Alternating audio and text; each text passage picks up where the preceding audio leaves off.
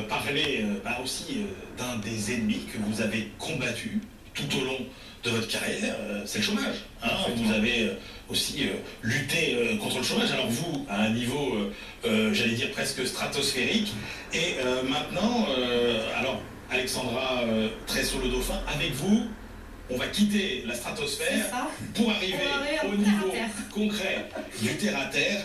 Je rappelle votre livre, donc Au boulot, Chaumette, les tribulations finalement d'une chercheuse d'emploi. Alors d'abord, il faut que vous me fassiez une promesse. Est-ce que tout ce qui est dans ce livre est vrai? Oui. Toutes les anecdotes, toutes les anecdotes sont vraies. Alors, on commence, donc, bon, comme beaucoup de femmes, vous faites un enfant, vous arrêtez de travailler, et vous décidez, allez, je vais reprendre le travail. Alors c'est presque ça en fait. J'étais d'abord, j'avais été licenciée pour motif économique de ma société, et j'étais enceinte à ce moment-là. Et ce qui s'est passé, c'est que j'ai enchaîné mon congé maternité, et suite à ça, je me suis mis à chercher du travail. Voilà. Et c'est là où... Alors, premier choc, les petites annonces. Vous cherchez du boulot, et là vous découvrez quoi? La catastrophe.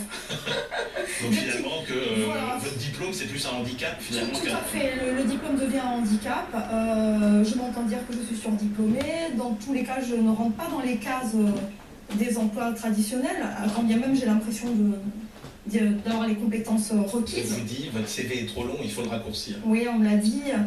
Oui. Oui, tout à fait. On m'a dit d'enlever quelques lignes. Voilà, quelques lignes. Ni vu ni connu. Hein.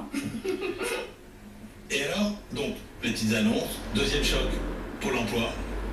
Un choc, bon, c'est peut-être un peu fort, mais c'est vrai que Pôle emploi, comment dire, j'avais un conseiller qui était très bien pour ma part. Mais ensuite... il faut leur rendre hommage parce qu'ils ne font pas un métier facile. Ça, c'est quelque chose qui m'importe parce que j'ai été après contactée par plusieurs journalistes et j'avais l'impression qu'on voulait me faire dire que Pôle emploi, c'était pas bien, Pôle emploi ci, Pôle emploi là. Faut dire que vous avez le sens du marketing parce que votre livre il sort aussi à un moment où notre ministre du Travail finalement a fait des sièges, c'est illustré, il faut contrôler les chômeurs. Absolument, oui. Vous nous direz un mot aussi sur les fameux chômeurs feignants. Oui, alors pour moi, ils n'existent pas. Mais bon, après, il y en a, comme je disais il n'y a pas longtemps, justement, dans une interview, c'est sûr, il y en a une minorité qui, effectivement, peut-être ne cherche pas comme il devrait. Mais il y en a quand même une écrasante majorité qui fait son travail de chômeur, c'est-à-dire d'envoyer des CV sans arrêt, d'aller... Combien vous en avez envoyé, vous, à peu près? Des centaines, je ne saurais pas vous dire, mais des centaines, je pense. Alors, à Pôle emploi, donc, rappelez-nous quelle est votre qualification? J'ai été assistante commerciale. D'accord. Et qu'est-ce qu'on vous propose comme poste à Pôle emploi? Alors, moi, on m'a proposé vendeuse en poissonnerie. D'accord. Voilà. Donc, sachant que moi, j'étais assistante commerciale, donc derrière un bureau, habituée à répondre au téléphone, à manier l'informatique. Ah ouais, pas vraiment prête à attaquer les saumons. Voilà, c'était pas vraiment de la mauvaise volonté de ma part.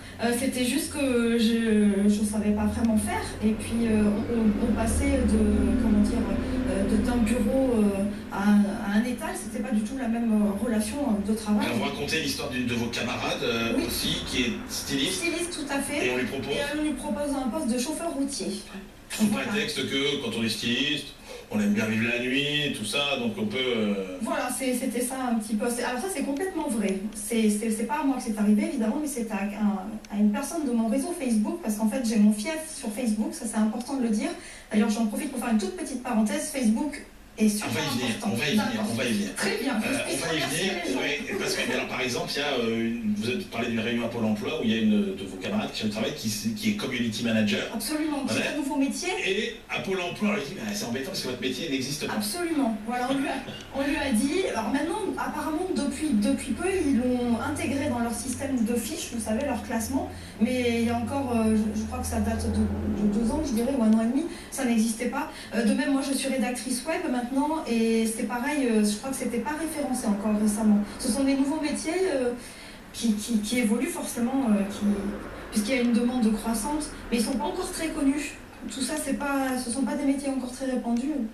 C'est peut-être pour ça que c'est pas référencé. On a bien compris dans votre livre, clairement, bon, on a bien compris que le rire, l'autodérision, ça vous avait aidé dans cette période. Mais ce que je trouve intéressant dans votre livre aussi, c'est que bon, il y a des anecdotes qui sont bonnes, mais c'est aussi une espèce de manuel pas de survie, mais c'est un peu du coaching. C'est un peu du coaching finalement pour les gens qui cherchent un emploi. Alors vous finalement, vous vous dites, qu'est-ce qu'il faut laisser tomber, sur quoi il ne faut pas perdre de temps finalement quand on cherche du boulot. Et en revanche, sur quoi il faut mettre le paquet aujourd'hui pour se distinguer des autres finalement. Vous avez parlé de Facebook tout à l'heure. Oui, alors parce que à mon sens c'est très important.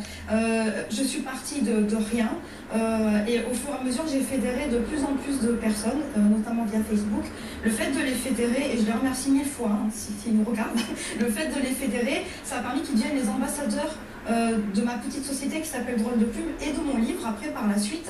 Et ils ont partagé tous mes statuts, ils ont partagé des extraits de mon livre puisque j'en ai mis un en libre lecture. Ça a été partagé et repartagé sur Facebook.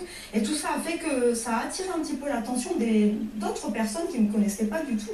Donc pour moi, Facebook, c'est très très important. Et les réseaux sociaux en général? Oui, les réseaux sociaux en général. Oui, bien sûr, c'est pareil. Bon, finalement, l'histoire se termine bien parce que vous avez créé votre entreprise. Oui. Donc on a perdu un chômeur, on a gagné un chef d'entreprise. Finalement, ça va. Aujourd'hui, tout va bien? Tout va très bien, merci.